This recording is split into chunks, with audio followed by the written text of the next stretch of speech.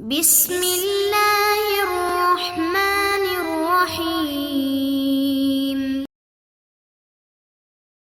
السلام علیکم ورحمۃ اللہ وبرکاتہ۔ امید ہے کہ آپ سب ایمان، صحت، عافیت اور برکت کے ساتھ ہوں گے۔ آج ہم سبق نمبر 45 کو پڑھیں گے، جس کا عنوان ہے اغراض تشبیہ کے بیان میں۔ تو سب سے پہلے عبارت اور ترجمہ، اس کے بعد انشاءاللہ تفصیل پڑھیں گے۔ المبحث الثالث فی اغراض التشبیہ۔ الغرض من التشبیہ اما بیان امکان المشبہ نحو فإن تفك الأنام وأنت منهم فإن المسك بعض دم الغزال فإنه لما ادعى أن الممدوح مبائن لأصله بخصائص جعلته حقيقة منفردة احتج على إمكان دعواه بتشبيهه بالمسك الذي أصله دم الغزال وإما بيان حاله كما في قوله كأنك شمس والملوك كواكب إذا طلعت لم يبد منهن كوكب وإما بيان مقدار حاله نحو فيها 42 حلوبة سودا كخافية الغراب الأسهم شبه النوق السود بخافية الغراب بيانا لمقدار سوادها وإما تقرير حاله نحو إن القلوب إذا تنافر ضدها مثل الزجاجة كسرها لا يجبر شبه تنافر القلوب بكسر الزجاجة تثبيتا لتعذر عودتها إلى ما كانت عليه من المودة وإما تزيينه نحو سوداء واضحة الجبين كمقلة الظبي العزيز شبه سوادها بسواد مقلة الظبي تحسينا لها وإما تقبيحه نحو وإذا أشار محدثا فكأنه قرد يقهق أو عجوز تلطم وقد يعود الغرض إلى المشبه به إذا عكس طرف التشبيه نحو وبدا الصباح كأن غرته وجه الخليفة حين يمتده ومثل هذا يسمى بالتشبيه المقلوب۔ ترجمہ دیکھیے۔ تیسری بحث تشبیہ کے مقاصد کے بیان میں۔ تشبیہ سے غرض یا تو مشبہ کے امکان کا بیان ہوتا ہے، جیسے اگر آپ ساری مخلوق پر فائق ہوں حالانکہ آپ انہی کی جنس سے ہو، کیونکہ مشک بھی تو ہرن کا کچھ خون ہی تو ہے۔ کیونکہ شاعر نے جب دعویٰ کیا کہ ممدوح اپنے اصل کے مبائن ہے چند ایسی خصوصیتوں کی وجہ سے جنہوں نے اس کو ایک علیحدہ حقیقت قرار دے دی ہے، تو اپنے اس دعوے کو امکان پر استدلال کیا ممدوح کو مشک سے تشبیہ دے کر، جس کی اصل ہرن کا خون ہے، اور یا تو مشبہ کے حال کا بیان کرنا مقصود ہوتا ہے، جیسے گویا آپ آفتاب ہیں اور دوسرے بادشاہ ستارے ہیں، جب سورج نکلتا ہے تو ان میں سے کوئی ستارہ ظاہر نہیں ہوتا ہے، اور یا تو مشبہ کے حال کی مقدار کا بیان کرنا مقصود ہوتا ہے، جیسے اس میں 42 دودھ دینے والی ایسی کالی کالی اونٹنیاں ہیں جیسے کالے کلوٹے کوے کے پر۔ شاعر نے کالی اونٹنیوں کو کوے کے پر سے تشبیہ دی ہے اونٹنیوں کی سیاہی کی مقدار بیان کرنے کے لیے، اور یا تو مشبہ کے حال کو ثابت کرنا نامقصود ہوتا ہے، جیسے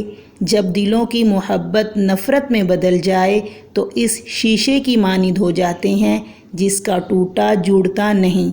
شاعر نے دلوں کی نفرت کو شیشے کے ٹوٹنے سے تشبیہ دی ہے، اس کے لوٹنے کے تعذر کو ثابت کرنے کے لیے سابقہ محبت کی جانب،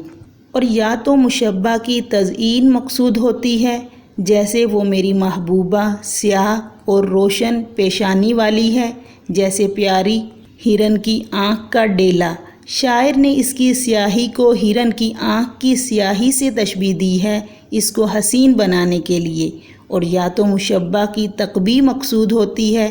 جیسے اور وہ جب بات کرتے ہوئے اشارہ کرتا ہے تو ایسا معلوم ہوتا ہے جیسے کوئی بندر ہو جو کہکہا لگا رہا ہو یا کوئی بڑھیا ہو جو تماچا مار رہی ہو، اور کبھی غرض مشبہ بھی کی طرف واپس ہوتی ہے جب تشبیہ کے دونوں طرف الٹ دیے جائیں، جیسے اور صبح ظاہر ہوتی ہوئی ایسا معلوم ہوتا تھا کہ اس کی روشنی بادشاہ کا چہرہ ہو جب ان کی مدح کی جائے، اور اس جیسی تشبیہ کو تشبیہ مقلوب کہتے ہیں۔ اب تفصیل دیکھیے۔ تشبیہ کے اغراض، یہاں یہ بات ذہن نشین رہے کہ تشبیہ کے اغراض کی دو قسمیں ہیں۔ نمبر 1 وہ اغراض جن کا تعلق مشبہ سے ہے، نمبر 2 وہ اغراض جن کا تعلق مشبہ بہ سے ہے۔ قسم اول کی تعداد بنسبت قسم ثانی سے زیادہ ہے۔ مشبہ کے اعتبار سے 6 قسموں پر مشتمل ہیں۔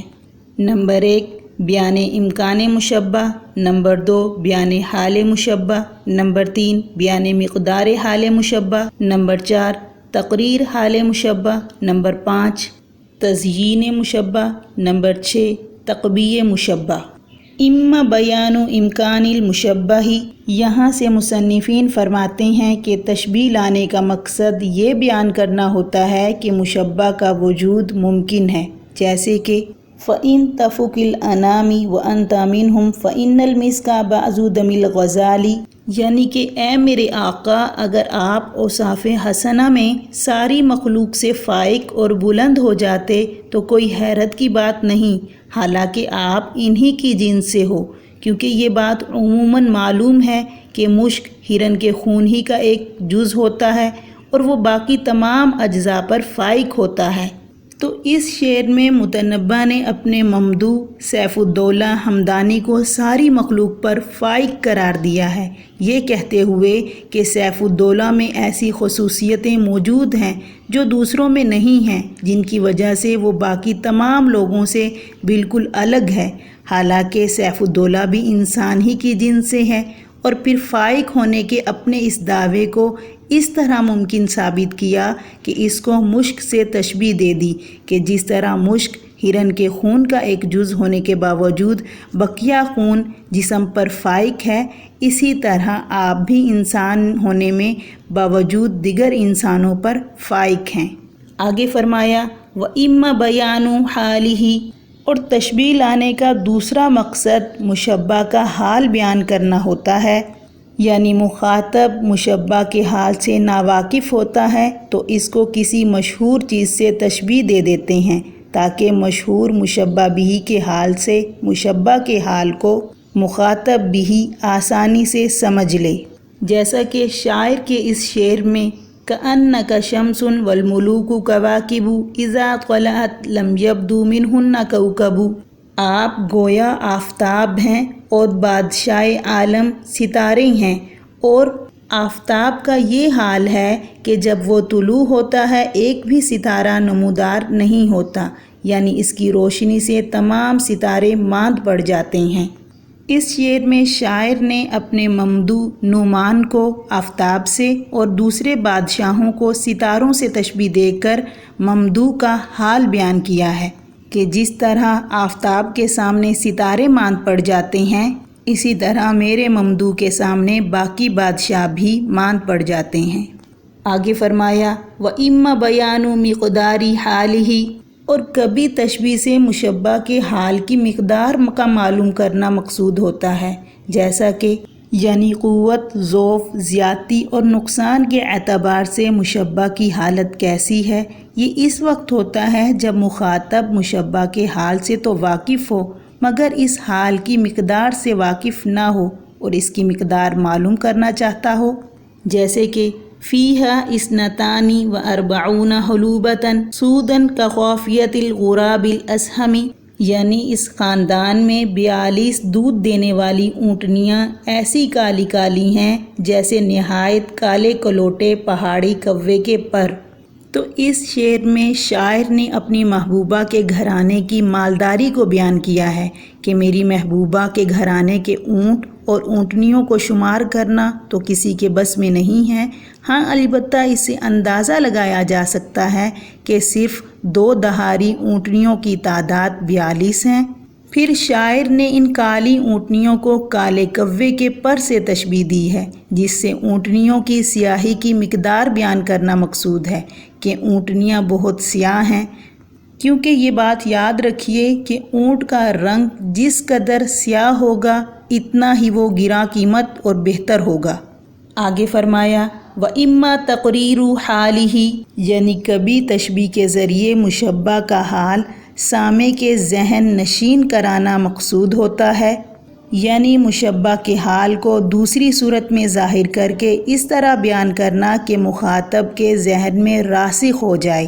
جیسے کہ ان القلوب اذا تنافر ودها مثل الزجاجة کسرها لا یجبر، بے شک لوگوں کے دل جب ان کے دوستانہ تعلقات سے اکھڑ جاتے ہیں شیشے کی مانند نازک ہیں، جس طرح شیشے کی ٹوٹن جوڑی نہیں جاتی اسی طرح ٹوٹے دل بھی ایک ساتھ ملائے نہیں جاتے۔ تو اس شعر میں دیکھیے شاعر نے دل کی نفرت کو شیشے کے ٹوٹنے سے تشبیہ دی ہے تاکہ مشبہ کا حال خوب ذہن میں جم جائے کہ جس طرح شیشے کا ٹوٹا ہوا جوڑا نہیں جا سکتا، اسی طرح سے ٹوٹے ہوئے دل بھی آپس میں نہیں ملائے جا سکتے، گویا دونوں چیزیں محال ہیں۔ آگے فرمایا وَإِمَّا تَزِينُهُ، یعنی تشبیہ کا پانچواں مقصد یہ ہوتا ہے کہ مشبہ کو مزین اور خوبصورت بنا کر پیش کیا جائے تاکہ اس کی طرف لوگوں کی رغبت اور میلان ہو، جیسے کہ سوداء واضحۃ الجبین کمقلۃ الظبی العزیز، یعنی میری معشوقہ سیاہ آنکھ اور روشن پیشانی والی ہے، اس کی آنکھ ہرن کی آنکھ کی طرح پیاری ہے۔ تو دیکھیے اس شعر میں شاعر نے محبوبہ کے رنگ کو ہرن کی آنکھ کے ڈیلے سے تشبیہ دے کر یہ بتانا چاہا ہے کہ جس طریقے سے ہرنی کی آنکھ کا ڈیلا گول اور سیاہ ہے، اسی طریقے سے میری محبوبہ کا چہرہ بھی گول اور سیاہ ہے، اور اس سے مقصود اس کی خوبصورتی کو بیان کرنا ہے، کیونکہ دنیا میں سب سے خوبصورت ہرن کی آنکھ ہے، خصوصاً ہرن کے چھوٹے بچوں کی آنکھ تو بے حد خوبصورت ہے، اس لیے شاعر نے اپنی محبوبہ کو ہرن سے تشبیہ دی ہے۔ آگے فرمایا وَإِمَّا تَقْبِيحُهُ، اور کبھی تشبیہ کا مقصد مشبہ کو بدصورت بنا کر پیش کرنا ہوتا ہے تاکہ لوگ اس سے نفرت کریں، جیسے کہ شاعر کے اس شعر میں وَإِذَا أَشَارَ مُحَدِّثًا فَكَأَنَّهُ قِرْدٌ يُقَهْقِهُ أَوْ عَجُوزٌ تَلْطِمُ، اور وہ شخص جب گفتگو کرتے ہوئے اشارہ کرتا ہے ہکلانے کے باعث تو وہ ایسا دکھائی دیتا ہے جیسا کوئی بندر ہے جو بہت زور سے ہنس رہا ہے، یا کوئی بوڑھیا عورت ہے جو اپنے ہاتھوں سے اپنے رخساروں پر تماچا مار رہی ہے۔ دیکھیے اس شعر میں شاعر نے جس کی برائی بیان کی ہے اس کو ایک خاص بندر سے جو کہکہ لگا رہا ہو اور اس بڑھیا سے تشبیہ دی ہے جو تماچا مار رہی ہو، اور مقصد یہ بتانا ہے کہ وہ نہایت ہی بدصورت انسان ہے، جب وہ بات کرتا ہے تو منظر انتہائی بدصورت ہو جاتا ہے۔ اس کی وجہ یہ تھی کہ شاعر جس شخص یعنی اسحاق بن ابراہیم کی برائی بیان کر رہا ہے اس کی زبان میں لکنت تھی، اور لکنت والے آدمی کو بولنے میں پریشانی ہوتی ہے جو اس کے ہاتھ اور آنکھ وغیرہ سے ظاہر ہوتی ہے۔ آگے فرمایا وَقَدْ يَعُودُ الْغَرَضُ، یہاں سے مصنفین فرماتے ہیں کہ تشبیہ کی ایک صورت یہ ہے کہ طرفین تشبیہ کو الٹ دیا جائے، یعنی مشبہ کو مشبہ بہ اور مشبہ بہ کو مشبہ بنا دیا جائے۔ اس جیسی تشبیہ کو تشبیہ مقلوب اور تشبیہ معکوس بھی کہتے ہیں، جیسے کہ وَبَدَ الصَّبَاحُ كَأَنَّ غُرَّتَهُ وَجْهُ الْخَلِيفَةِ حِينَ يُمْتَدَحُ۔ تو یہ شعر محمد بن وہیب حمیری کا ہے جو اس نے خلیفہ مامون الرشید کی مدح یعنی تعریف میں کہا ہے۔ شاعر نے وجہ الخلیفہ کو جو حقیقت میں مشبہ تھا مشبہ بہ بنا دیا، اور غرہ جو مشبہ بہ تھا اس کو مشبہ بنا دیا، اور اسی کا نام تشبیہ مقلوب ہے، یعنی خلیفہ کے چہرے کو صبح کی روشنی سے تشبیہ دینا چاہیے، مگر شاعر نے صبح کی روشنی کو خلیفہ کے چہرے سے تشبیہ دی ہے۔ یہ وہ آخری غرض ہے جس کا تعلق مشبہ بہ سے ہے، بقیہ تمام اغراض کا تعلق مشبہ سے ہے۔ اب ہاں سے تشبیہ سے متعلق کچھ سوالات ہیں، وہ نوٹ فرما لیجئے۔ سوال نمبر 1، علم البیان کی تعریف کریں اور اس میں کس کے متعلق بحث کی جاتی ہے وضاحت کیجیے۔ سوال نمبر 2، ارکان تشبیہ کتنے ہیں اور کون کون سے ہیں وضاحت کیجیے۔ سوال نمبر 3، طرفین کے اعتبار سے تشبیہ کی کتنی قسمیں ہیں مثالوں سے وضاحت کیجیے۔ سوال نمبر 4، وجہ شبہ کے اعتبار سے تشبیہ کی کتنی قسمیں ہیں وضاحت کیجیے۔ سوال نمبر 5، انتزاع اور عدم انتزاع کے اعتبار سے کتنی قسمیں ہیں وضاحت کریں۔ سوال نمبر 6، تشبیہ مفصل اور تشبیہ مجمل کسے کہتے ہیں؟ مثالوں سے وضاحت کیجیے۔ سوال نمبر 7، حروف تشبیہ کے اعتبار سے تشبیہ کی اقسام کی وضاحت کریں۔ سوال نمبر 8، تشبیہ کے اغراض مشبہ کے اعتبار سے کتنی اقسام پر مشتمل ہیں؟ وضاحت کیجیے۔ جزاکم اللہ خیرہ۔